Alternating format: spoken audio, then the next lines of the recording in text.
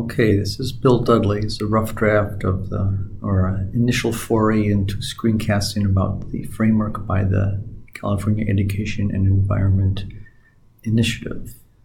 The core of it is with the principles and concepts. These have been developed over the past 5 years, 5 principles, 15 concepts.